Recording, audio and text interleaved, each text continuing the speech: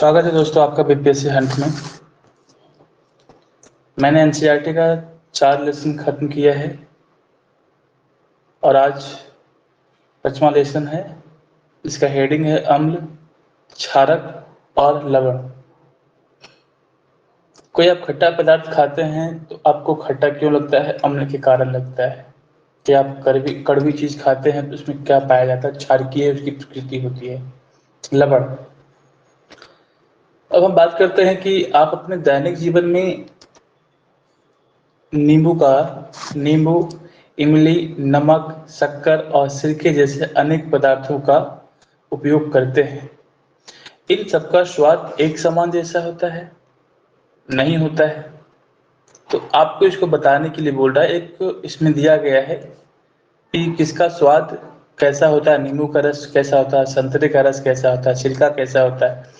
तो इसके बारे में 7 क्लास के बच्चों से पूछा जा रहा है, तो आप इसको एक बार पढ़ लेंगे। इसमें कुछ खास नहीं है जो मैं इसको समझाऊं। ठीक है, आगे हम बात करते हैं। देखिए, जहां मैं समझाने की बात रहेगा वहां मैं अंडरलाइन कर दूंगा या फिर अपने पेन को कलर चेंज कर दूंगा या फिर उसमें घेरा लगा दूंगा। आप उसको अपने नोट्स में उसको नोट कर लेना है। आपको हेडिंग यही देना है आपको नोट्स बनाने के पहले। अम्ल, क्षारक और लवण, लेसन 5 एनसीईआरटी 7 क्लास का। देखिए, मैं एनसीईआरटी का नोट्स कैसे बनाते हैं मैं इसके ऊपर एक वीडियो लाऊंगा और एक अच्छे से साइंटिफिक तरीके से हम लोग वैज्ञानिक तरीके से एक नोट्स हम बनाएंगे, ताकि देखिए एक बार हम पढ़ लें पूरी ईमानदारी पूरी ताकत के साथ में, तो वो हमारा मेहनत का फल मिलेगा। चलिए, देखिए यहाँ पे कह रहा है कि दही, नींबू का रस, संतरे का रस और सिरके का स्वाद खट्टा होता है। ठीक है, इन पदार्थों का स्वाद खट्टा इसलिए होता है क्योंकि इनमें अम्ल होता है। ऐसे पदार्थ का रासायनिक प्रकृति अम्लीय होती है। तो आप दही खाएंगे, नींबू खाएंगे और नींबू का रस पिएंगे, संतरे का रस पीते हैं, तो वो सिरके का स्वाद खट्टा क्यों होता है? क्योंकि इसमें अम्ल होता है। और अम्ल का ऐसे पदार्थों का रासायनिक प्रकृति पूछेगा कि दही की रासायनिक प्रकृति क्या है, नींबू का रासायनिक प्रकृति क्या है, तो अम्लीय होता है। ठीक है, एसिड शब्द की उत्पत्ति जो है लैटिन शब्द एसियर से हुई है और एसियर से जिसका अर्थ क्या होता है? खट्टा। पहली बार लोगों को पता चला होगा। ठीक है, इन पदार्थों में पाए जाने वाले अम्ल प्राकृतिक अम्ल होते हैं। तो अब क्या करना है, इसको मैं इसको घेरे लगा देता हूं ताकि आप इसको नोट कर ले। ठीक है, चलिए इस प्रकार से इसको आप अपने नोट्स में इसको नोट कर ले। यहां से मैं क्या करता हूं, इस प्रकार से यहाँ पे कहाँ तक करना है, बस जहां खट्टा होता है वहां तक, यहाँ तक आपको अपने को नोट्स में लिख लेना है। आगे चलते हैं। देखिए क्या बोल रहा है, आप खाने का सोडा देखे ही होंगे, कैसा होता है कलर उसका और उसका स्वाद कैसा होता है, आप ये भी जानते हैं। बोल रहा है खाने का सोडा, जिसे हम बेकिंग सोडा के नाम से भी जानते हैं, बेकिंग सोडा के नाम से भी जानते हैं, कहते हैं इसको। क्या इसका स्वाद भी खट्टा है? यदि नहीं तो इसका स्वाद कैसा है? क्योंकि इसका स्वाद खट्टा नहीं है, जिसका मतलब है इसमें कोई अम्ल नहीं है। पहला सवाल है कि सोडा में अम्ल नहीं पाया जाता है। इसका स्वाद कैसा होता है? कड़वा होता है। सोडा का जो स्वाद होता है कड़वा होता है। कड़वा क्यों होता है? क्योंकि इसका जो क्षारकीय इसमें क्षारक होता है। जैसे क्या बोल रहा है कि इसका स्वाद खट्टा नहीं है, जिसका मतलब है कि इसमें कोई अम्ल नहीं है, इसका स्वाद कड़वा है। यदि आप इसके विलयन को अपनी उंगलियों के बीच रगड़ें तो यह साबुन जैसा चिकना लगता है। ऐसे पदार्थ जिनका स्वाद कड़वा है, जो स्पर्श करने से साबुन जैसा लगता है, क्षारक कहलाते हैं। देखिए अब इसको आप क्या करेंगे, नोट कर लेंगे, है ना। देखिए क्या कहाँ से नोट करना है, ऐसा पदार्थ जिनका स्वाद कड़वा होता है और जो स्पर्श करने पर साबुन जैसे लगते हैं, क्या कहलाते हैं? क्षारक कहलाते हैं। इन पदार्थों की प्रकृति, किन पदार्थों की प्रकृति जिनका स्वाद कड़वा होता है, उसकी प्रकृति कैसे होती है? क्षारकीय कहलाती है। तो 2 पॉइंट मैंने पहला पेज से मैंने नोट किया है, एक को मैंने अंडरलाइन कर दिया है और दूसरे को मैंने कॉलम में भर दिया है। ठीक है, तो आप इसको देख लेंगे, आगे हम चलते हैं।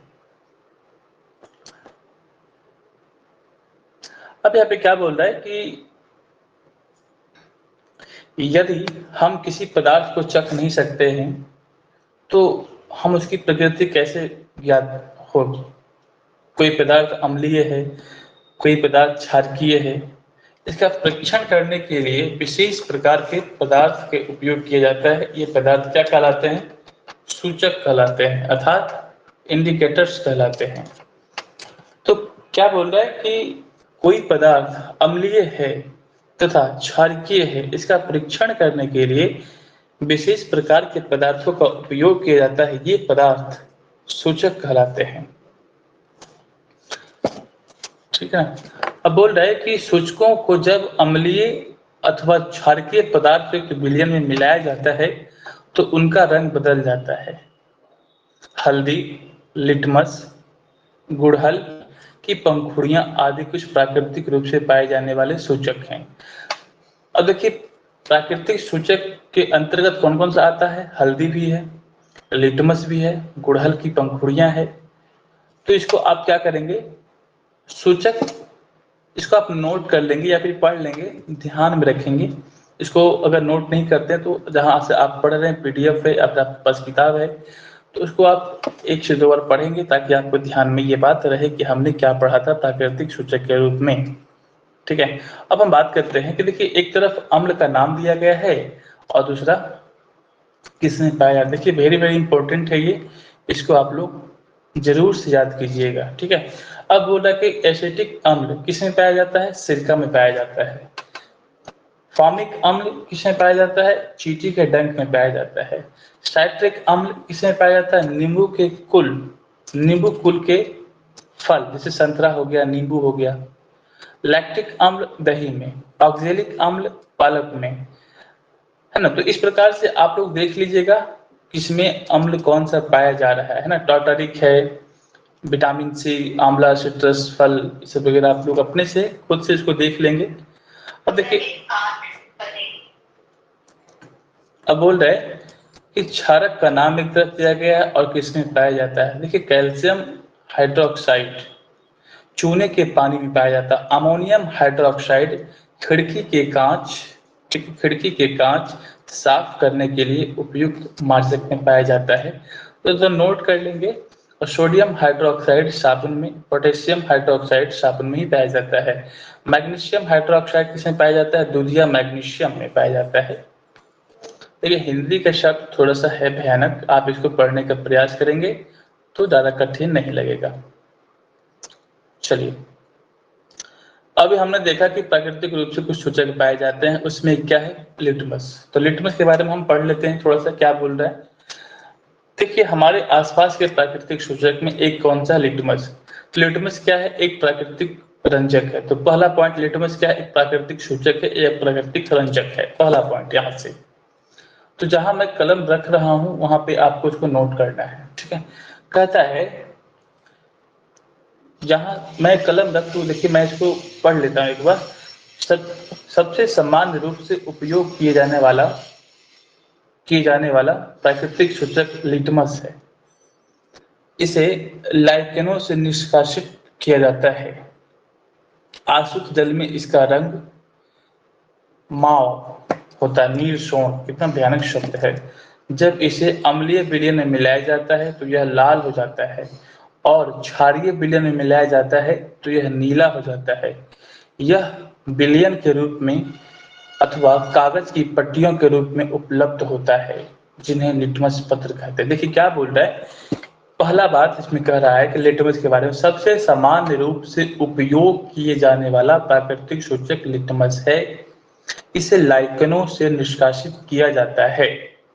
आसुत जल में इसका रंग माव अथवा बैगनी कलर का होता है, नील सोण हो जाता है जब इसे अम्लीय विलयन में मिलाया जाता है। जब कोई अम्लीय प्रकार का विलयन होगा, अगर उसमें लिटमस मिलाया जाता है तो यह लाल हो जाता है। तो याद रखिएगा कि अगर लिटमस को अम्लीय विलयन में मिलाया गया है तो उसका कलर कैसा होगा? तो लाल हो जाएगा। और जब क्षारीय विलयन में मिलाते हैं लिटमस को तो वह नीला हो जाता है। यह विलयन के रूप में अथवा कागज के पट्टियों के रूप में उपलब्ध होता है, जिन्हें हम क्या कहते हैं, लिटमस पत्र कहते हैं। सामान्यतः यह लाल और नीले लिटमस पत्र के रूप में उपलब्ध होता है। तो देखिए इसमें कोई भी बात जो है कि आप नहीं छोड़ सकते हैं, कोई नहीं काट सकते हैं। तो मैंने इसको क्या किया, इसको आप क्या करेंगे कि आप इसको लिख लेंगे पूरे इस तरीके से। मैं इसको कवर कर देता हूं ताकि इसको आप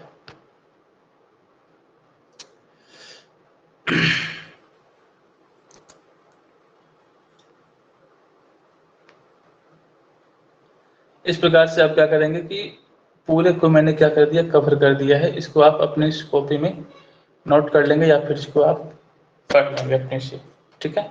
आगे हम बात करते हैं। आगे क्या कह रहा है कि इस प्रकार से है, इसमें कुछ खास नहीं है, अब इसको आप लोग पढ़ लेंगे। आगे कह रहा है कि यहाँ पे आइए, यहाँ पे क्या कह रहा है कि ऐसे विलयन जो लाल अथवा नीले लिटमस पत्र का रंग को परिवर्तित नहीं करते हैं, उदासीन विलयन कहलाते हैं। ऐसे पदार्थ ना तो अम्लीय होते हैं और ना ही क्षारकीय होते। देखिए उदासीन हम किसे कहते हैं, उदासीन हम उसे कहते हैं, उदासीन हम उसे कहते हैं जिसमें कि ना ना तो अम्लीय होते हैं और ना ही क्षारकीय होते हैं, उसे हम क्या कहते हैं, उदासीन कहते हैं। तो वही कह रहा है कि ऐसा विलयन या फिर ऐसे विलयन जो लाल अथवा नीले लिटमस पत्र के रंग को परिवर्तित नहीं करते हैं, उदासीन विलयन कहलाते हैं। उदासीन विलयन क्या है, ऐसा पदार्थ ना तो अम्लीय होते हैं और ना ही क्षारकीय होते हैं। तो आप इसको नोट कर लेंगे अपनी कॉपी में, ये भी नोट करने का है, इसको आप लोग नोट कर लेंगे। आगे हम बात करते हैं, इसमें आप देख लीजिएगा, इसमें कुछ खास नहीं है, प्लास्टिक का प्रयोग करने के लिए बोल रहा है, या और यहाँ पर इसको आप लोग पढ़ लेंगे, ठीक है। इसके बाद हम अगला पेज पे चलते हैं। यहाँ क्या कह रहा है, परीक्षण करने के लिए बोला कि नींबू का रस कैसा है यहाँ पे, ठीक है।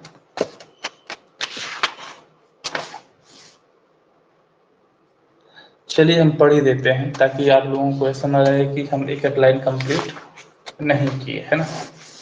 जहाँ पे नोट करने के लिए होगा मैं उसको नोट कर दूंगा, ठीक है। चलिए ठीक है, देखिए क्या बोल रहा है इसे। देखिए मेरे ख्याल से टाइम की बर्बादी है।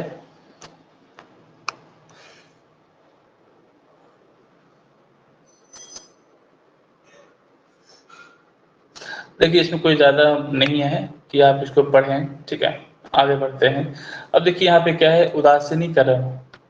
अब देखिए उदासीनीकरण क्या है, उदासीनीकरण अब ये क्या है, यहाँ पे देखिए हमने पढ़ा है कि अम्ल लिटमस को लाल कर देते हैं, ठीक है। हमने पढ़ा है कि अम्ल नीले लिटमस को लाल कर देते हैं और क्षारक लाल लिटमस को नीला कर देते हैं। अब हम यह देखेंगे कि जब किसी अम्ल को किसी क्षारक में मिलाया जाता है तो क्या होता है। तो हम उस सूचक का उपयोग करने जा रहे हैं जिसका आपने अभी तक उपयोग नहीं किया। इसे क्या कहते हैं, फिनोल्फथलीन कहते हैं। क्या कहते हैं, फिनोल्फथलीन कहते हैं, ठीक है। आगे की हम बात करते हैं।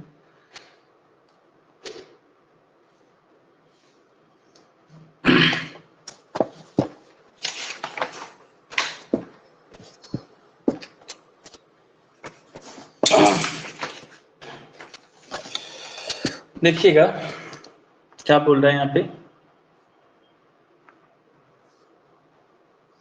प्रयोग करने के लिए बोल रहे हैं, ठीक है।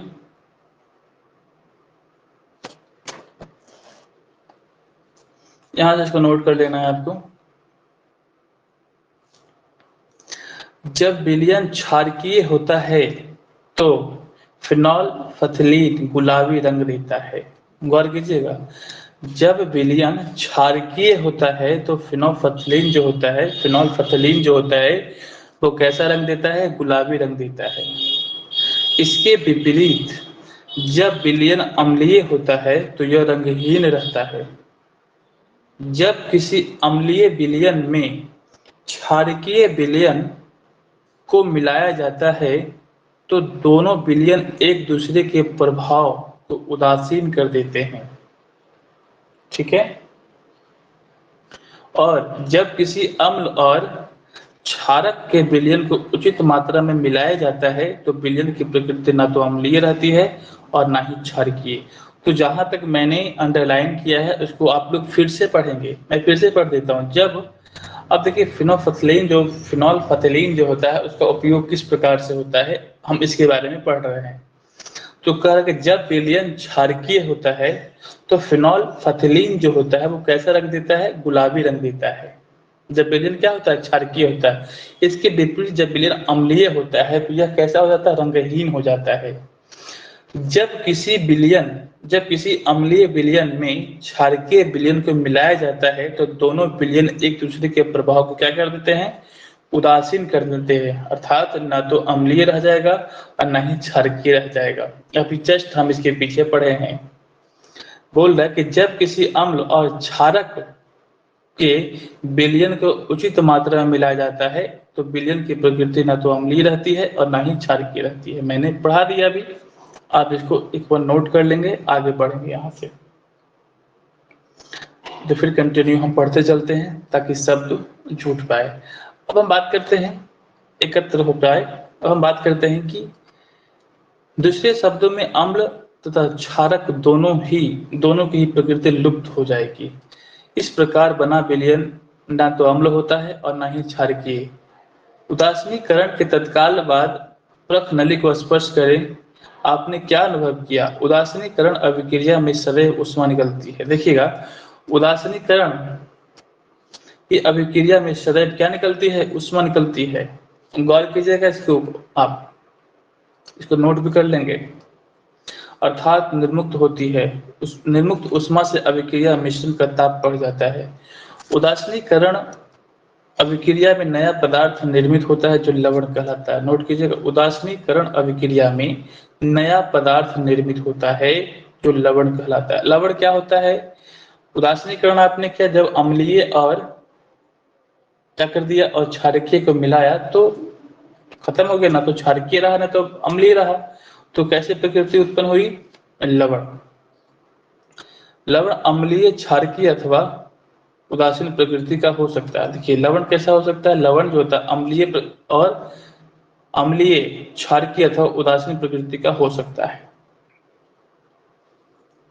आगे बात करते हैं। अतः उदासीनीकरण को निम्न रूप से परिभाषित किया जा सकता है। आगे हम बात करते हैं।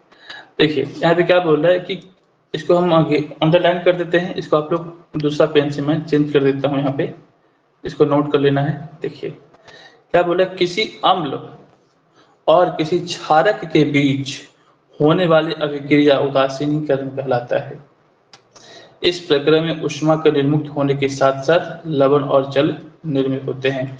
देखिए बीपीएससी का यहाँ सवाल भी आया था। अगर आप प्रीवियस ईयर का क्वेश्चन आप उठा करके देखेंगे, यहाँ से सवाल भी पूछा गया है। तो कैसे हम बताते हैं, देखिए थोड़ा सा इसको देख लेंगे। यहाँ पे क्या बोल रहे हैं, क्या आप अम्ल वर्षा से परिचित हैं? अम्ल वर्षा से परिचित हैं आप? जानते हैं अम्ल वर्षा के बारे में? क्या आपने कभी अम्ल वर्षा के क्षतिकारी प्रभावों के बारे में सुना है? जैसा कि नाम से पता चलता है, जब वर्षा जल में अम्ल की मात्रा अत्यधिक होती है तो वह अम्ल वर्षा कहलाती है। अब देखिए अम्ल वर्षा किसे कहते हैं? जब वर्षा जल में अम्ल की मात्रा अत्यधिक होती है। देखिए अम्ल की मात्रा अत्यधिक होती है तो वह अम्ल वर्षा कहलाती है। वर्षा जल में यह अम्ल कहाँ से आते हैं? सवाल मन में आ सकता है। वर्षा जल अम्लीय हो जाती है क्योंकि कार्बन डाइऑक्साइड, सल्फर ऑक्साइड और नाइट्रोजन ऑक्साइड जैसे गैस है ना वर्षा जल में घुलकर क्रमशः कार्बोनिक अम्ल, सल्फ्यूरिक अम्ल और नाइट्रिक अम्ल बनाती है। अम्ल वर्षा भवनों, ऐतिहासिक इमारतों और पौधे जंतुओं की क्षति में पहुंचा सकती है। तो अम्ल वर्षा किसे कहते हैं? अम्ल वर्षा कैसे बनता है और यह क्या निर्माण करता है और यह किसके लिए हानिकारक होता है। तो एक यहाँ से आप अम्ल वर्षा के बारे में आप पढ़ सकते हैं, इसको आप लोग रीड कर लेंगे, एक बार बढ़िया से रीड कर लेंगे। आगे हम बात करते हैं, ठीक है। अब यहाँ पे क्या बोल रहा है, मैंने कहा था कि बीपीएससी का सवाल कैसे आए। देखिए, अम्ल और क्षारक को हम मिलाते हैं तो इसके साथ साथ क्या निर्मुक्त हो रही है। देखिए, लवण और जल तो निर्मुक्त होगी ही होगी, और इसके साथ साथ उष्मा निर्मुक्त होगी। देखिए, बीपीएससी का सवाल यहाँ से आया है, अगर आप लोग को ध्यान है तो आप साइंस का क्वेश्चन उठा करके देख लेंगे वहां से। तो अम्ल क्षारक को मिलाते हैं तो क्या निर्मुक्त होती है, इस प्रकार से सवाल है, आप लोग देखेंगे या फिर अलग होगा। शब्द शब्द का मतलब आप समझिए सिर्फ कि अम्ल क्षारक को मिलाएंगे तो लवण और जल तो निर्मुक्त होगी, और साथ साथ में क्या होगा निर्मुक्त, उष्मा भी निर्मुक्त होती है। दूसरा क्या कह रहा है कि हाइड्रोक्लोरिक अम्ल और सोडियम और हाइड्रोक्साइड को मिलाएंगे तो क्या होगा, NaCl निर्मुक्त होगी। NaCl निर्मुक्त होगी, NaCl का मतलब बोले तो सोडियम क्लोराइड। तो NaCl जो है कि आपका निर्मुक्त होती है, और इसके साथ साथ में क्या होती है, जल, जिसको हम H2O के से हम बताते हैं, और इसके साथ में उष्मा भी निर्मुक्त होती है। आगे की हम बात करते हैं, दैनिक जीवन में उदासीनीकरण के उदाहरण। अब देखिए, अब आपने देखा भी होगा और सुना भी होगा कि फलाना व्यक्ति को ऐसा हो रहा है। देखिए, अब मैं अंडरलाइन करने जा रहा हूँ, जहां मैं अंडरलाइन करूंगा उसको आप लोग अपने नोट्स में लिखेंगे। देखिए, हमारे आमाशय में हाइड्रोक्लोरिक अम्ल पाया जाता है, ये मैंने बताया भी था पिछले लेसन में।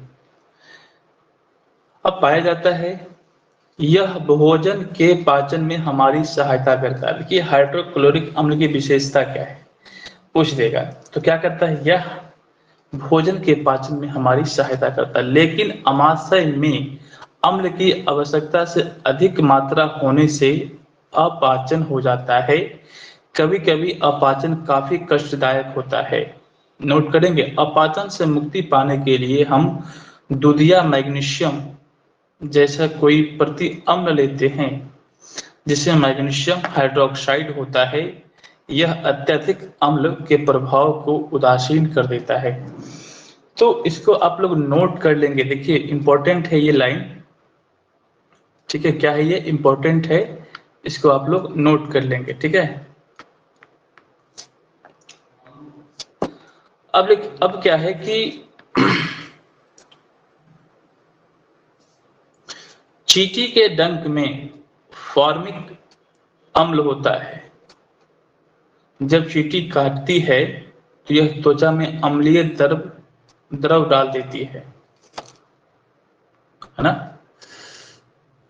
डंक के प्रभाव को नमी युक्त खाने का सोडा अथवा कैलेमाइन विलयन मलकर उदासीन किया जा सकता है, इसमें जिंक कार्बोनेट होता है। तो बस इसको आप लोग पढ़ लेंगे, क्या है, इसको पढ़ना है कि चींटी काटती है तो कौन सा अम्ल आता है, तो फॉर्मिक अम्ल, क्या उसको उससे को हम कैसे दूर कर सकते हैं, तो उदासीन कर सकते हैं, तो इस प्रकार से कर सकते हैं। देखिए, ये मृदा उपचार जो है कि ये बहुत इंपॉर्टेंट लाइन है, इसे आप कई जगह उपयोग कर सकते हैं, साइंस या ज्योग्राफी में भी उपयोग ला सकते हैं। तो कह रहा है कि रासायनिक उर्वरकों का अत्यधिक उपयोग मृदा को अम्लीय बना देता है। यदि मृदा अत्यधिक अम्लीय तथा क्षारकीय हो तो पादपों की वृद्धि अच्छी नहीं होती है, ठीक है। अब यहां से क्या करना है, अंडरलाइन कर देता हूं। देखिए, जब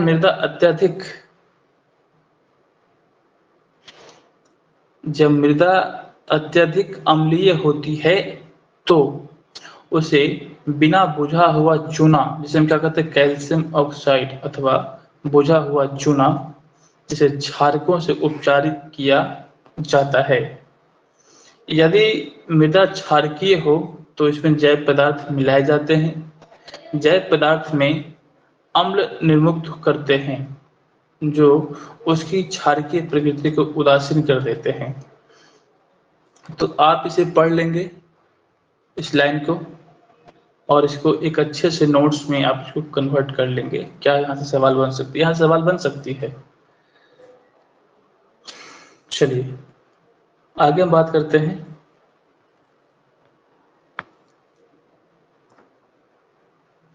कारखानों की अपशिष्ट।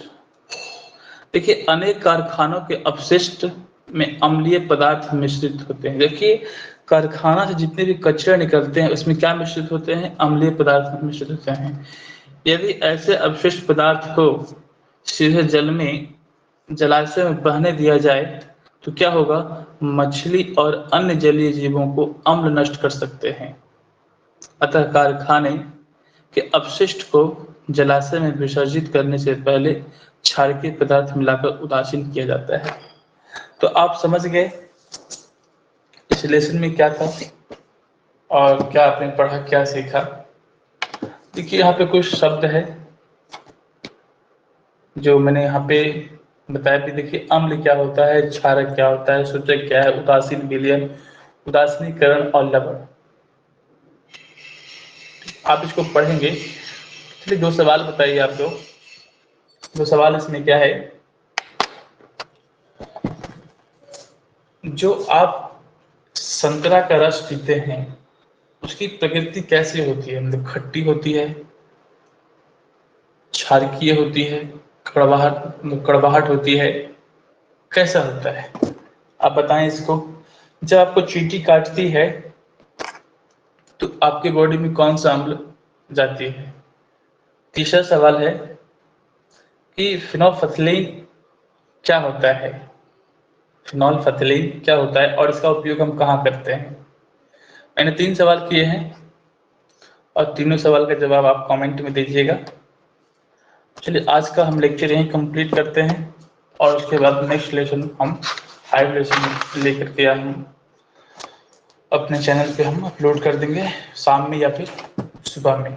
ठीक है, आप लोग पढ़िए अच्छे से। मिलते हैं नेक्स्ट वीडियो में। Thank you.